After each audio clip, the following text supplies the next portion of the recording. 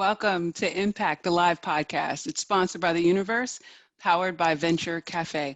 My name is Neferteri Strickland. I am the founder of Teachers and Tanya Morris. She can't be with us today, but I've invited the BGV change agents to be with us during the BGV takeover of Venture Cafe. So Tiara, welcome to the podcast. Hi, Robin. everyone. Welcome to the podcast as well. Thank you so much, everyone that's taken the time out of this afternoon to join us. This podcast was started during the pandemic, early on in the pandemic. So we remind ourselves every month that through grace, we are able to survive, be resilient, and we know that we'll bounce back from this by working together. So every time someone says Corona on the podcast, we take a drink. So as I mentioned, I have a 6-pack that I got from Wegmans looking for a local brew. If you have something that you're sharing with us today, please open it.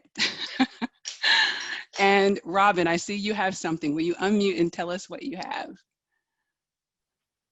Okay, so I went to DeBruno's today in Center City, and I picked up, it's a sparkling Italian wine, a Lambrusco. So that's what I have. That sounds fancy. You went and got fancy on us. Tiara, did you bring it back home Philly style, or did you go get fancies too? So first of all, I'm excited to share that I am drinking, doesn't this look great? This is crisp apple cider, 100% juice from fresh whole apples. Fresh. Right? Fresh. This was to celebrate my daughter's 6th birthday. Oh, wow. That's awesome. I'm going to take it to the head, okay? Very nice. Tracy, are you joining us as well? I am actually drinking a Trogs IPA. Very nice. I had to run to go get it. So I went tried and true. Victory. Victory, it's tried and true. So this month we are focusing on boldness. By definition, boldness is the willingness to take risk and act innovatively. Confidence, courage, they're both associated with boldness. As small businesses continue to rebound and, if possible, recover from the devastation of COVID-19 and the civil and social unrest, citizens are coming together across the nation. Here in the greater Philadelphia area, we're celebrating Minority Development Week, and today our guests are going to discuss how we can move beyond the boldness of the boycotts and civil unrest into action. So Alexis, Zelnnetta, would you unmute yourselves? Thank you, ladies, for joining us. Thank you so much. So first, are you partaking with us? Okay, see, I seem to be late to the party, but I have a little margarita mix. Okay. That I could, throw into the party. We'll make take it that. fun. We'll make it fun. I'm gonna hop off my camera, get it right, and then I'll be right back. 2 seconds. Let me get a cup. Very nice. So Zelnnetta, did I pronounce it right? Yes, Zelnnetta Z is fine. I kind of forgot about it and drank it last night, and now this morning. So I will not, but I will definitely enjoy watching everybody else, and I'll cheers as well, my fake drink. So okay. So every opportunity you get, you have to say Corona. Oh, gotcha. Oh, Corona. So how about now? Very good. So I'd like you to share with us, one, let everyone know who you are and your mission, your organizational structure. What are you all working on right now? Wow, so I'm gonna go ahead and take that away. So we are Rebuildtheblock Corp. We're an organization that focuses solely on redistributing wealth, knowledge, and resources back into the Black community. So right now, we currently are orchestrating a small business relief fund to help small Black-owned businesses that were affected by COVID-19 and by the looting and door destruction that happened during the civil unrest. And we've been pioneering for the past, 3 to 4 months.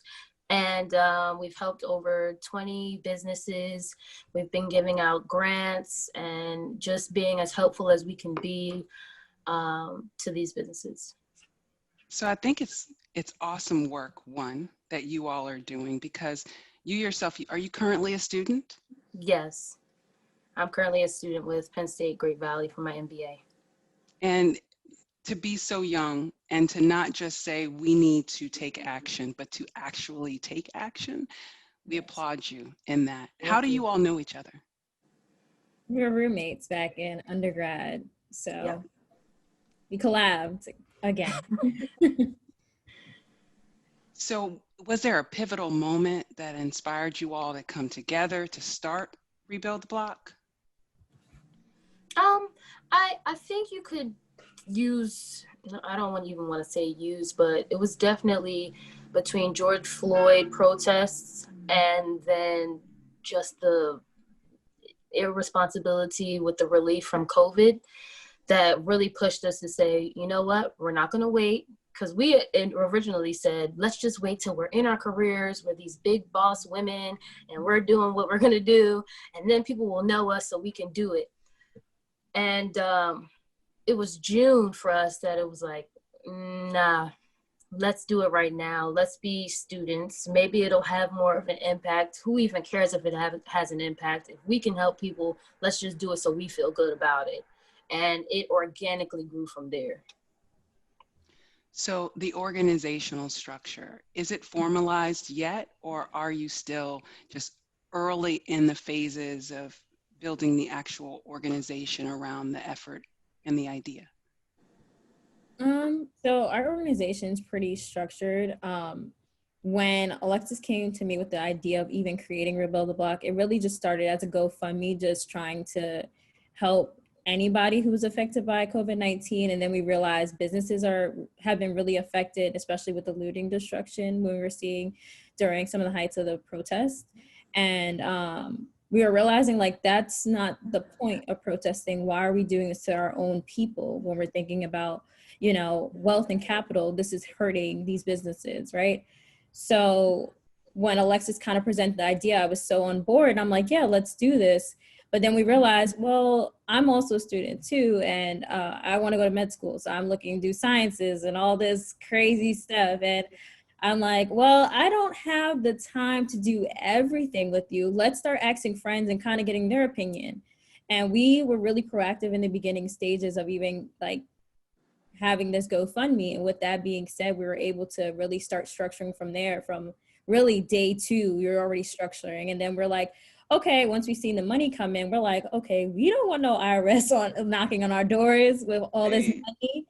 So we were really proactive just to make sure we were credible. We wanted people to feel like they're donating to something that's going to make a change, and that, it's actual people that are,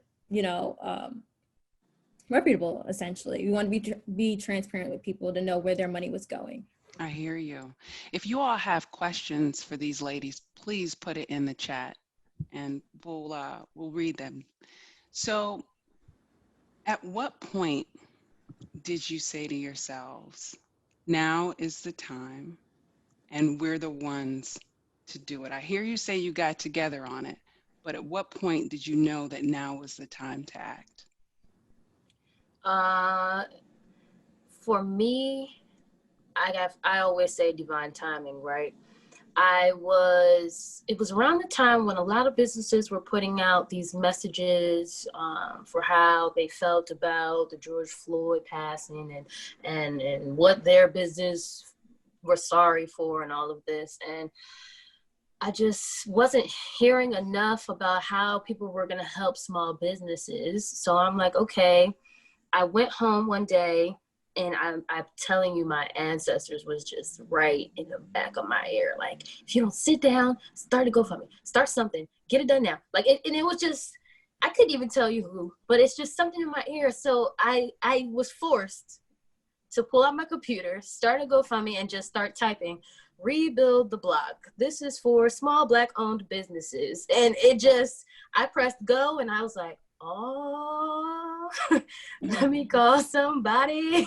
So I called Z and I said, girl, I just started this thing and you gonna do it with me, and this is what we're gonna do. And she was like, okay. And from there, we were just like, well, ain't no looking back now. So I already started. So let's buckle down. And it just went like that. I hear you. So I think that one, taking that first step is everything. And then when you have the support of your friends or your families or sisters like Z to support you after that initial decision, that's amazing. So walk us through, if we're an organization in need, how we get support through Rebuild the Block.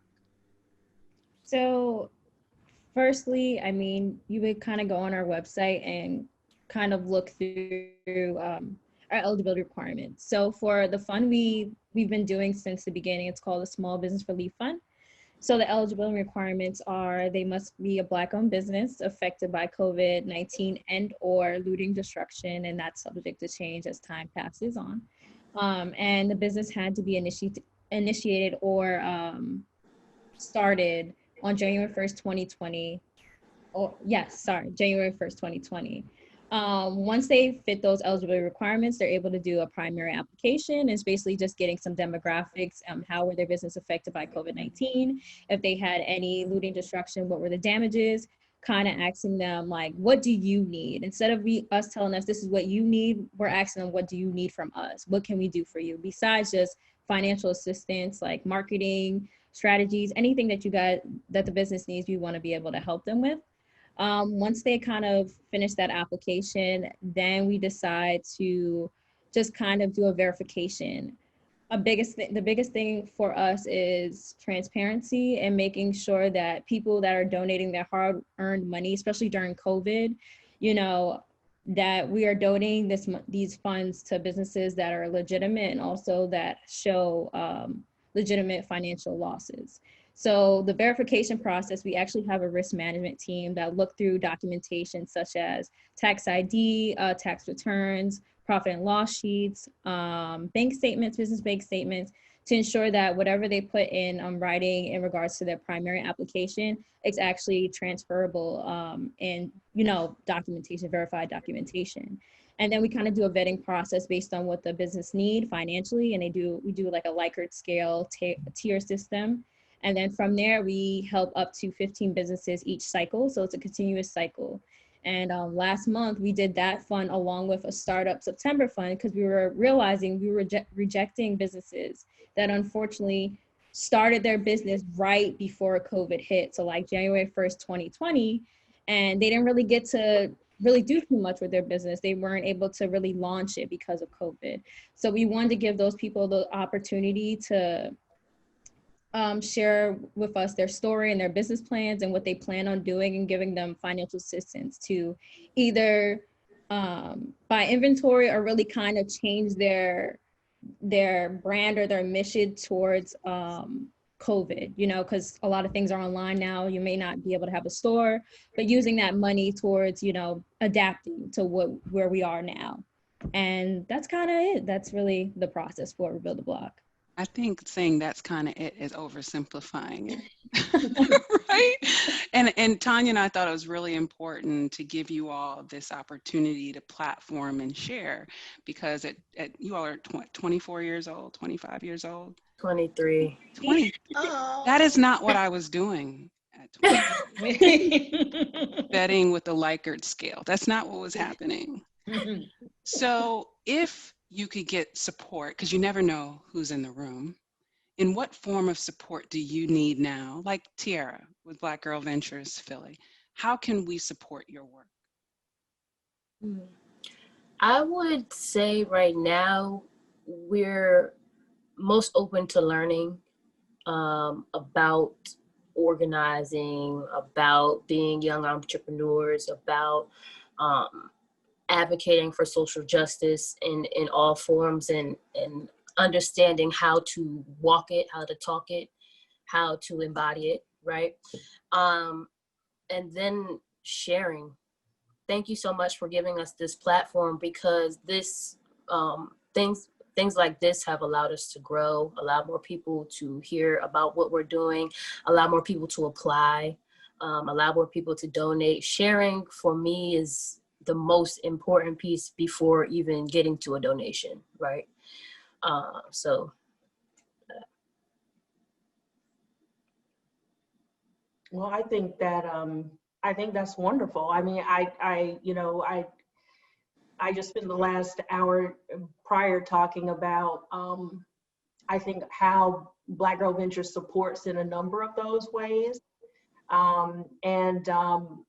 What's interesting is, it's interesting that the both of you were able to accomplish so much in so little time, and have real impact.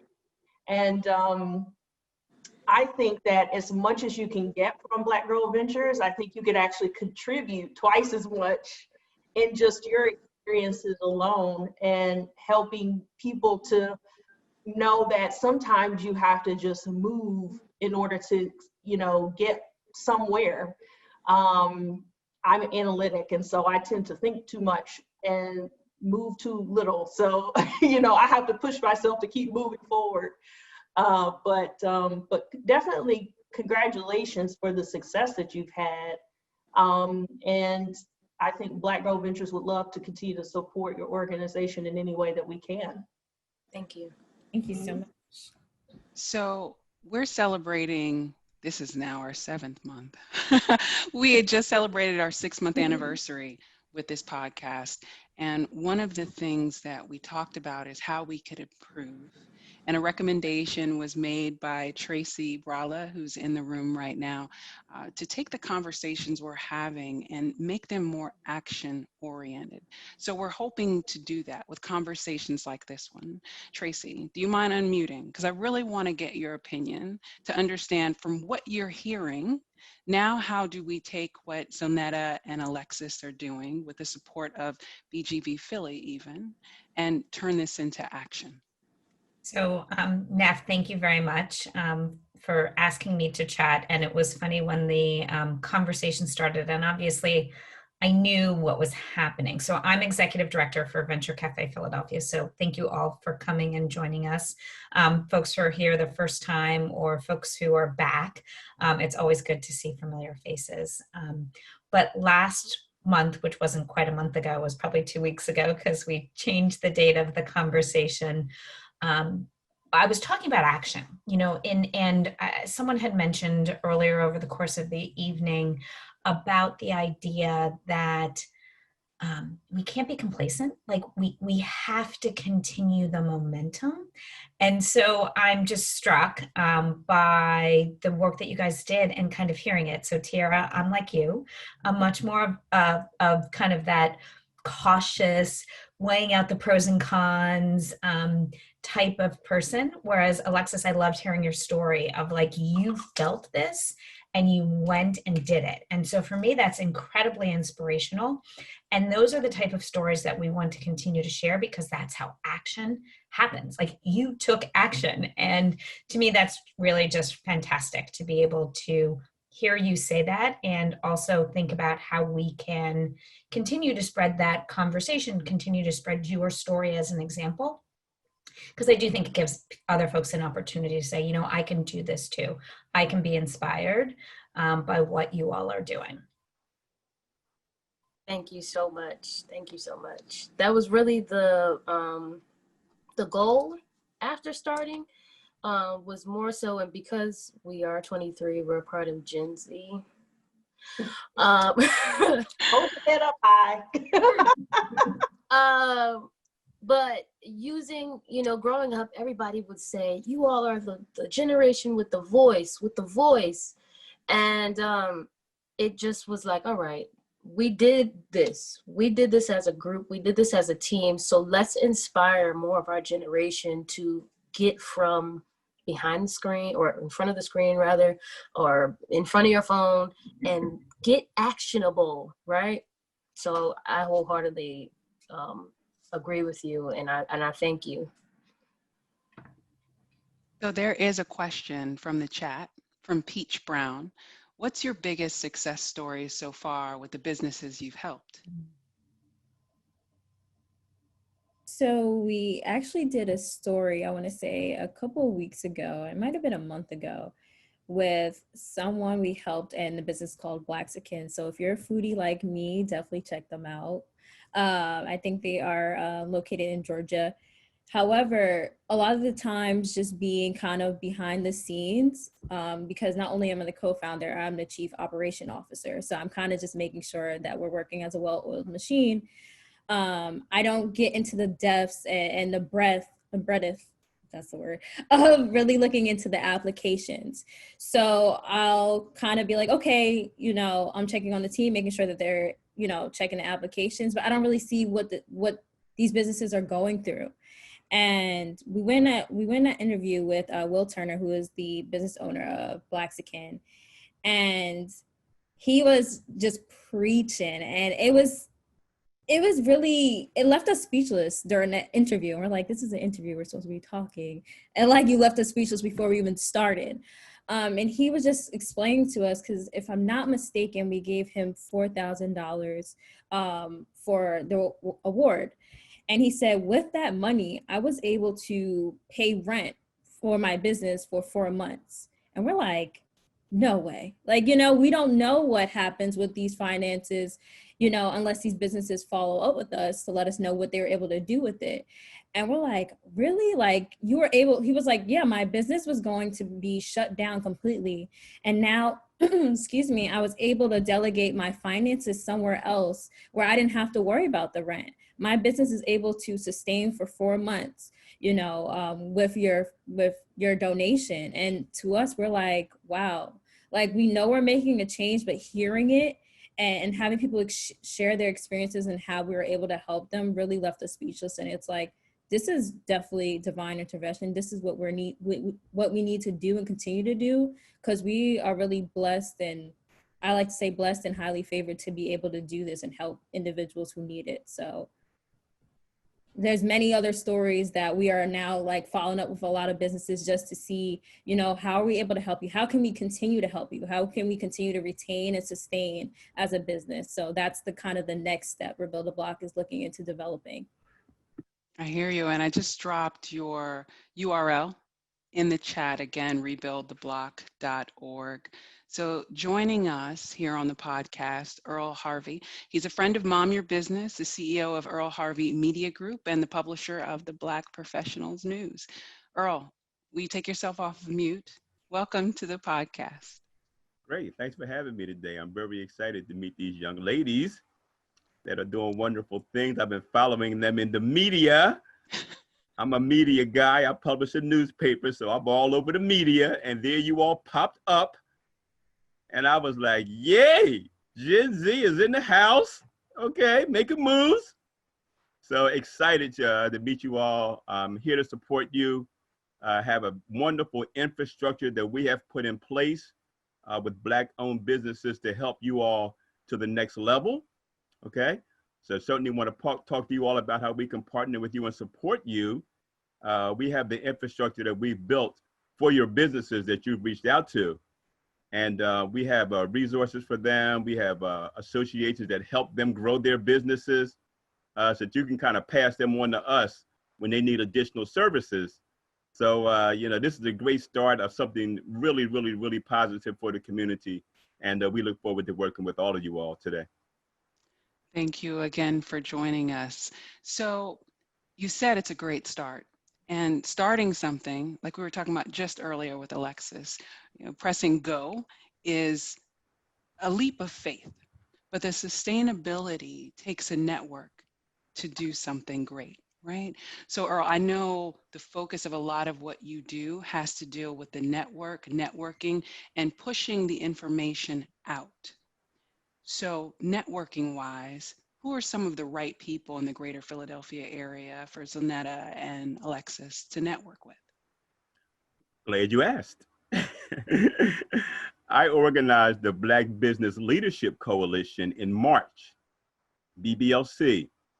We came together, 25 business leaders who work for a lot of the service organizations around town, like the African American Chamber of Commerce, PIDC, Temple Small Business Development Center, all these type of organizations. And we put a coalition together in response to the COVID shutdown in March.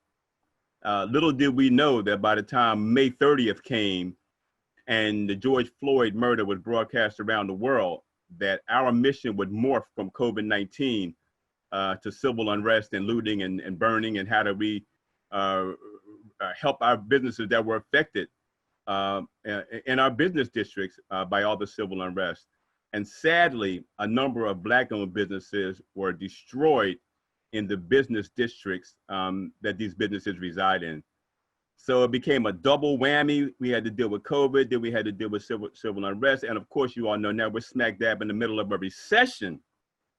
So when you put those three factors together, it became a perfect storm for Black-owned businesses, sadly.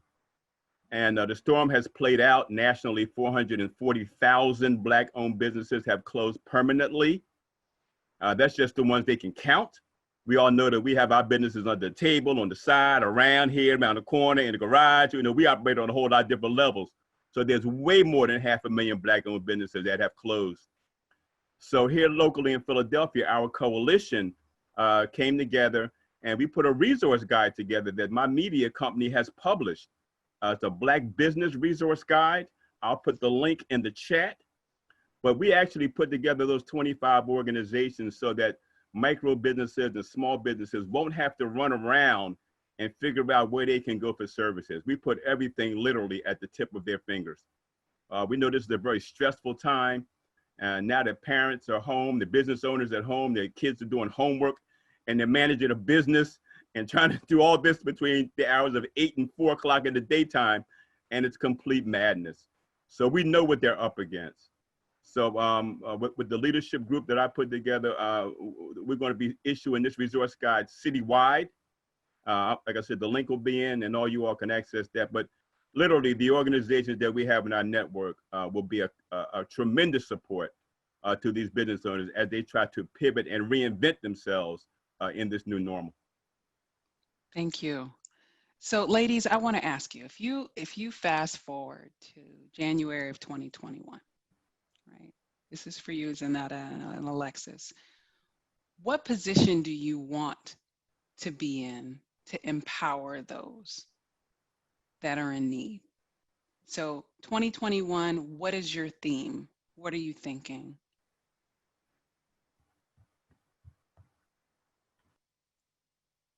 That was a deep one, and I think Alexis purposely didn't unmute herself to get me to say it first. Wow. Definitely networking with a lot of people. Thank you, Mr. Harvey, for sharing. That was very helpful and informational. But definitely networking with other businesses to really help these businesses sustain.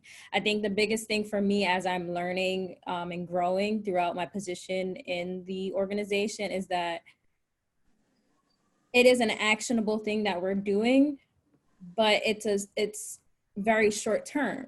We're giving someone a donation, and yes, they may be able to pay rent for 4 months. But again, with all these different factors that's going on, how can we have these businesses be sustainable, essentially, and have a longer retention? And that's kind of what Alexis and I are working out to really start creating programs that help these businesses, like kind of a mentorship program that help these businesses get the resources they need to ensure that we see more capital and wealth in our community. Rebuild the Block is about redistributing wealth and knowledge within our community. And just, with systemic racism and everything that we have against us, we don't have that revenue. So in order for us to have that revenue, we need to create it ourselves.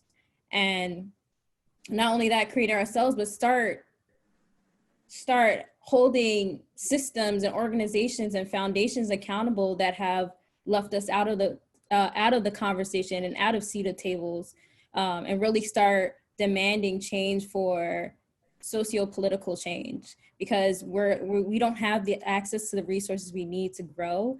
And I think one big thing that I want to work on personally is really starting holding these systems accountable and demanding change, reconstruction, bold reconstruction, so we have these seats at the table and that we have the capital and that we have the wealth so we can remain sustainable.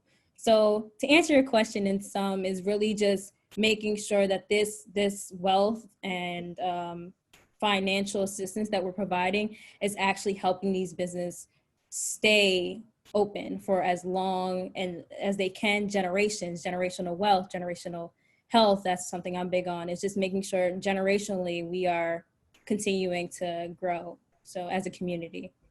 And I can see that from your website at rebuildtheblock.org. You have themes there, that mental and emotional wellness that you spoke about, health specifically, STEM education, criminal justice reform. I even saw an area for cannabis while Black. Which one of these areas are you most passionate about that are part of that next step for 2021? I'm gonna go ahead and say education. Right now we're working to partner.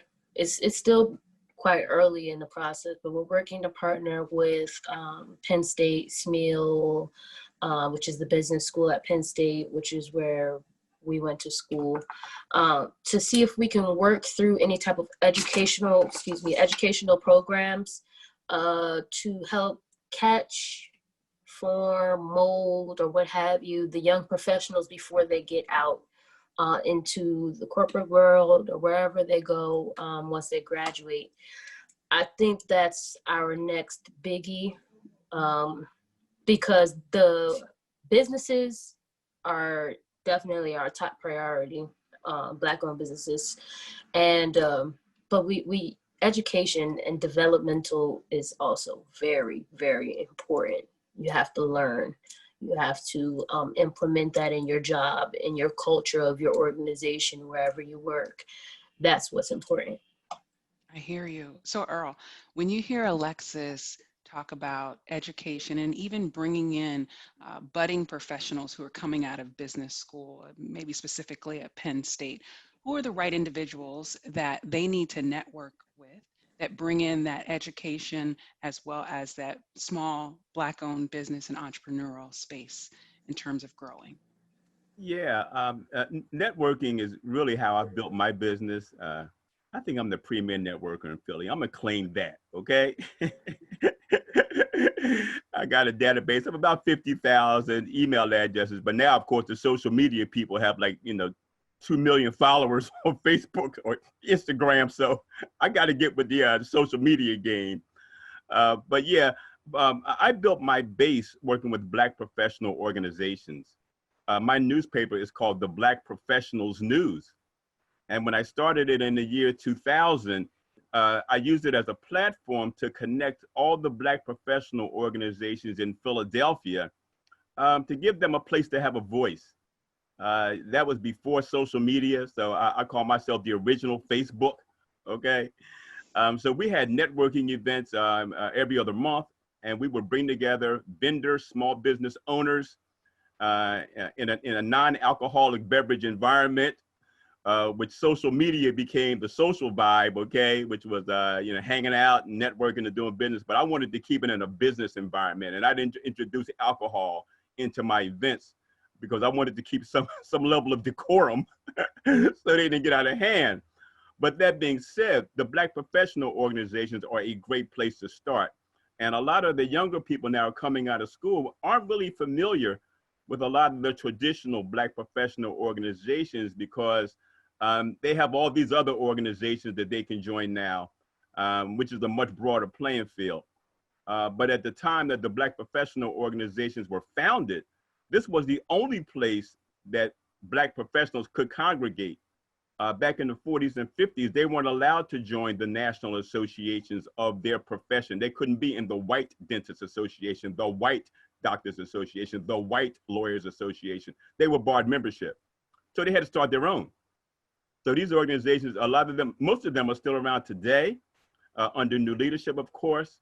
But Black professional organizations, the Black MBAs, okay? One of the most historical Black professional organizations in the country that my father was one of the founders of, he and his peers, okay? If you're an architect, the Black architects. If you're an engineer, the Black engineers, okay? If you're in technology, the Black data processors.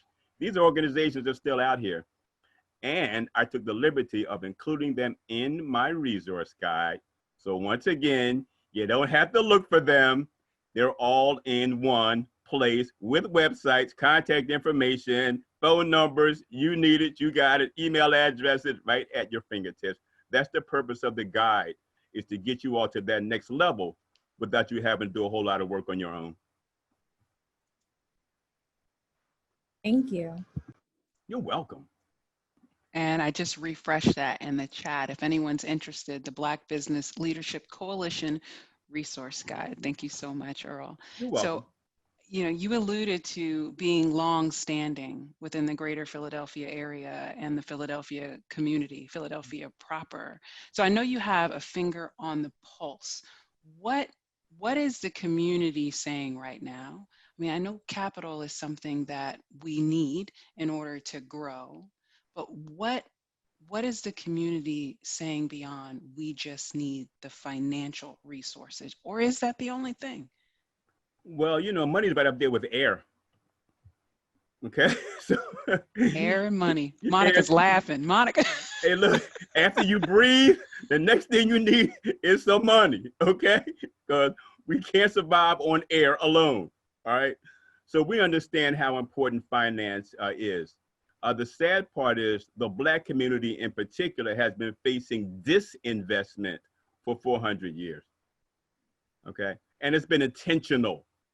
You look at our communities, you look at our public school systems, it's intentional disinvestment when you look at the suburbs and the other counties around who get disproportionately more money for their students than we do.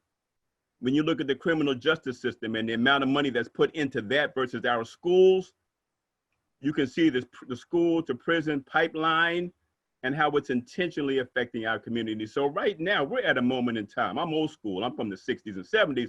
I marched in the old protests, you know, in the 70s, you know, white, Black Power. I got my Afro back. I'm wearing that till November 4th after the election. It looks good, okay?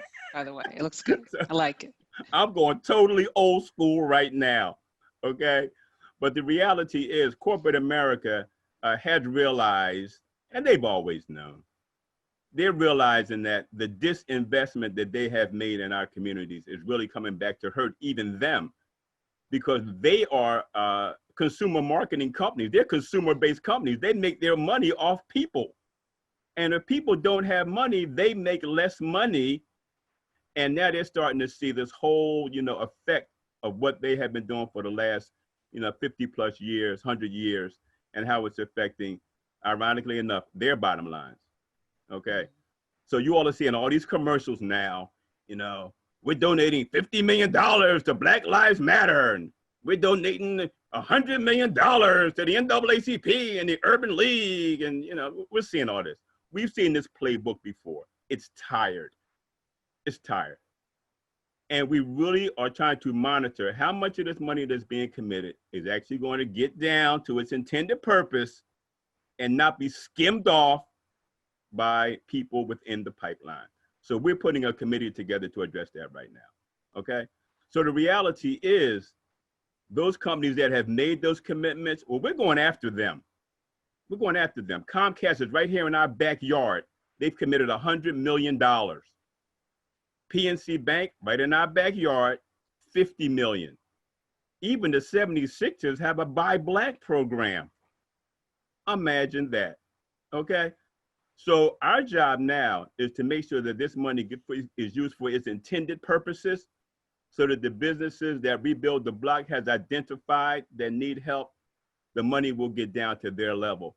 And the leadership coalition that we have put together are the ones that are going to be facilitating those transactions, okay?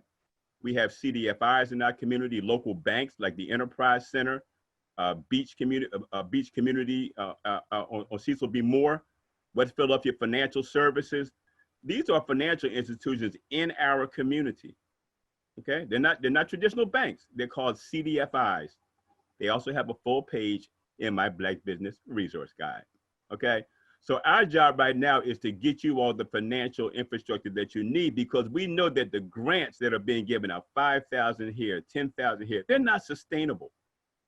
They'll get you to about 2 months of rent, And right now, a lot of the businesses that are just holding on, whose little bit of money that they have received is running out, they're predicting they may end up closing by January anyway. So the lifelines that we have been throwing them are just enough to keep them going for another 30, 45, maybe 60 days. And the reality is, it still may not be enough.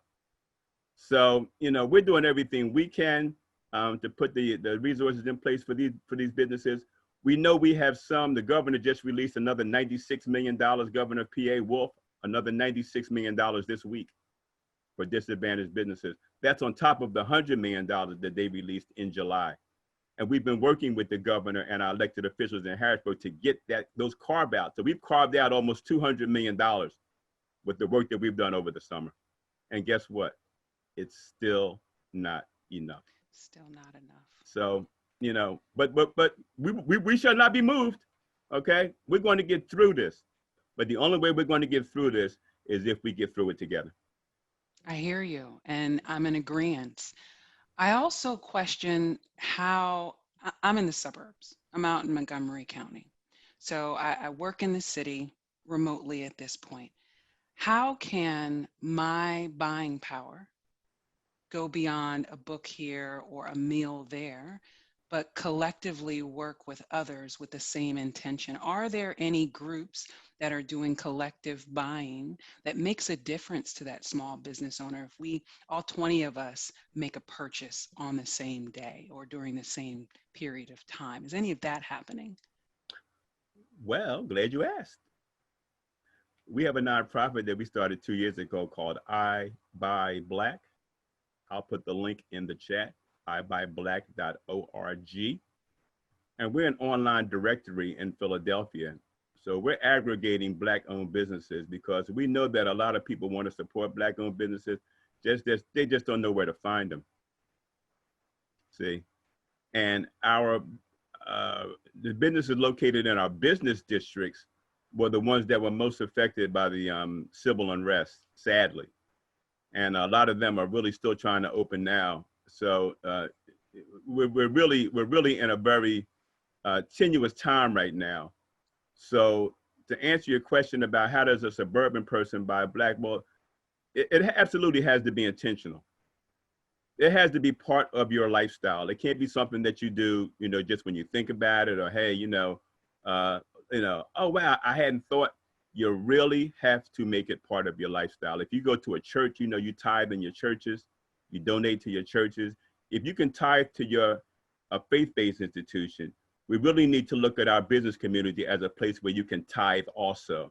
Meaning that you set aside a portion of your salary, your income that you make, and you decide, you know, that you're going to use X amount of purchases to support Black-owned businesses. Because at this point, for those businesses that have not been able to put together any kind of funding, any kind of grants or loans, the only way we can assist them is monetizing their businesses through cash. Cash. Sales is the one thing they need in order to keep their businesses open. We have a disproportionate amount of restaurants in Philadelphia, Black-owned and ethnic-owned restaurants. William Penn did a list right after, I guess it was like in the springtime. There are 150 Black and minority-owned restaurants in the city of Philadelphia. Most of us can name about 5, and 4 of them are Jamaican joints, okay? So, because they're everywhere, okay? But there are 150. You can Google Billy Penn. If I get a minute, I'll drop it in the chat. But yeah, we have to, we have to be determined that we're going to look for places like I Buy Black, where we can find the businesses, number one. And then we're going to have to determine what we can afford to share, to spend, whatever we have been blessed by. And we're not just limiting that to the Black community. We're asking all the communities, okay? Because these are all small businesses, and they provide some incredible value, incredible experiences. And there may be a time, when you're tired of eating your cooking. I know I've been sick of my cooking now for about 3 months now, okay? I'm sick of doing dishes. So every chance I get to do a takeout platter, I'm on it, okay? But that $20 that you that you spend in a restaurant, and I'll buy 2 platters. That'll last me about 3 or 4 days. I do a little bit extra. So But that $20 or $40 to a small business owner is like $150, really. And it's like that now. So I advise all of us to seek out places where we can first identify the businesses and then make every effort that we can to support them. There are going to be some initiatives that we're going to be doing as we get closer to the holiday season, where we're going to be encouraging people to support our small Black-owned businesses for the holidays. And a lot of the businesses now are online because their stores still, are not fully functional. But we're going to create that space, and I'll drop the link, and we certainly encourage you all to join us. I appreciate that. And while you were talking, I was thinking about how we can document that impact. Has there ever been any type of impact report that shows the money being spent incrementally? Like if you do the campaign that you're mentioning with I Buy Black and you do it into the holidays, that we can do a shorter term, here's the impact, to encourage those who have been participating to continue to, and those that maybe didn't, to pile on, so it shows that growth and it encourages an increase in participation. Well, based on the things that we're doing, there was a young lady on Juneteenth weekend who put together a Buy Black campaign over Juneteenth. It was like about maybe 4 days over the June 27th weekend, right into the early few days of July. And she called it a Show Your Receipts campaign. And she launched it on her platforms. You younger people are social media, so y'all can get the word out overnight. And I'm still using a fax machine, okay? So it's legal, it works.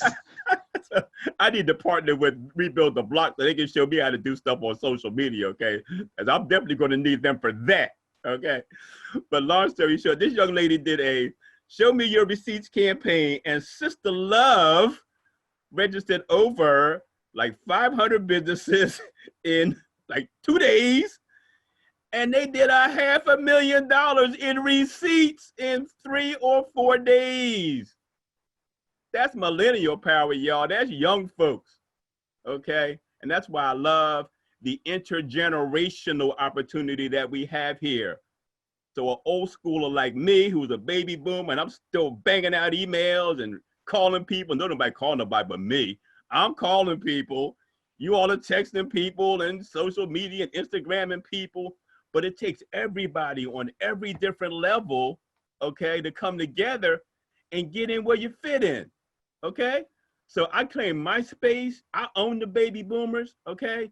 You guys are coming up with Gen Z. We got millennials on the line. We got Gen X on the line. They're right behind me, okay? So we bring all this energy and all these resources together, and we are hitting it on so many levels that the community is looking up, seeing all this activity and saying, wow, and I might be on the same site that my kids are on, and they may see my name pop up. Yo, that's my dad. You know what I mean? But how do we connect? Through the gram. I ain't even on the gram yet, but they're connected through the gram, okay? And that's what it's going to take. So to answer your question, yes, we would love to partner with our millennials and our Gen Z, because they're going to show my generation how we can start quantifying this stuff. When I saw that Show Me Your Receipts campaign, and she did $500,000 in 4 days, I was like, yo, okay, y'all got to teach me how to do that, okay? And that's what it's going to take, a concentrated effort by all of us, okay? Interacting, different layers, going all deep down and through it. And you all can show me how we can use the new technology that we have now to quantify and qualify the stuff that we're doing, so we can show people the results. I'm still using the ad machine, okay? You guys are doing calculators on your phones, okay? So I'm just joking. I ain't that old, but 65, I'm still cool, But still, it's going to take all of our energy. But yes, we can absolutely quantify if we come together with a sustained movement and all work together. And I see a lot happening in the chat right now, Earl. You're starting something. You're starting a movement. Robin suggested dropping your favorite restaurant in the chat. If you're in the room right now as a part of this live podcast and you're a business owner, a small business owner, please put the name of your business, your URL for your website in the chat so we can revisit it. Yeah, my family owns the Platinum Grill in Chestnut Hill. And that rhymes. Like We've been there for 13 years. Woo-hoo, that's a lifetime in the restaurant industry. Trust me. Unmute, Robin. Earl, I had my 40th birthday party at the Platinum Grill. Just last year? Isn't that exciting? Yes, just last year. Thank you for your support, Robin. Absolutely. I see Cool. Victoria's Kitchen and South in there, North Philly, Peace Park, Black Wall Street's there. LoveElizabeth.com is there. I know everyone listening to the podcast can't read the chat, so I wanted to shout out Academy, medismybiz.org, and logiceyecare.com. So it sounds like we have a lot of entrepreneurs in the room and a lot of lovers of Black food in the room as well. Shop Marsh in Maine on South Street. Side of the road jerk chicken, East Falls. What do you know about it, Earl? What you know about side of the road jerk chicken? I helped him get started. Okay. I'm the old head, okay? I was the first person he served his chicken to. Okay. I know everybody, y'all. It's a lot of fun being me. Hey, look, I just put the Billy Penn link in there for Black-owned restaurants in the chat. Good. All right? Y'all can have fun with that one. Very good. And Felicia Platinum just Grill dropped is on in stage. Philadelphia Women's Network Connection, LLC. She also dropped the link as well. So I definitely think, if nothing else from this conversation, what has come out is that we have to network, we have to support each other, and intergenerationally, we need to make the connections where we can leverage that existing knowledge, that existing network, and add that new technology moving forward to give us the fuel that we need to prosper together. From Chloe, Association of Black Women Real Estate Investors, Philly chapter. That sounds like a Rebuild the Block initiative. Chloe, are you in the room, and can you unmute? momyourbusiness.org, thebizcenter.com. So I was hoping to have Chloe unmute.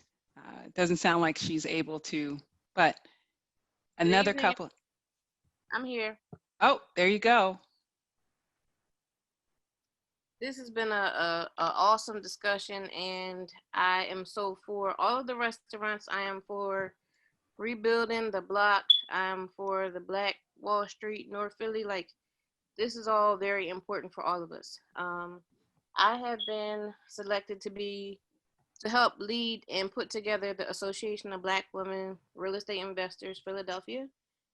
It is actually a part of a national network of, I think there are about 23 chapters nationwide that are in the process of forming. And what we are doing is actually similar to Rebuild the Block, where we're trying to put together group economics, come together, teach our women of color about real estate, and us actually going in, buying properties together, buy back the blocks in our neighborhoods, in our various cities and different regions across the US, and just educate and help create generational wealth in our families and our communities, and help bring each other up.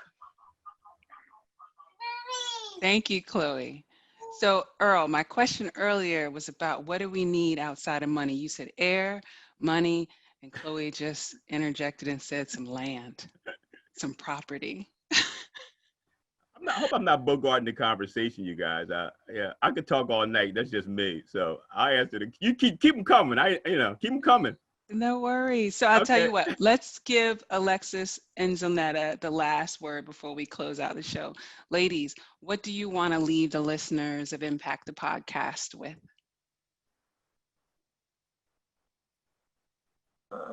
Well, first, a huge thank you to everyone that's participating in general, from kind words to informative information that we can all use. Thank you to everybody that's dropping things in the chat. I know me and Z are over here writing down real fast and typing and we're like literally sending each other the links from the chat right now, like we can do this.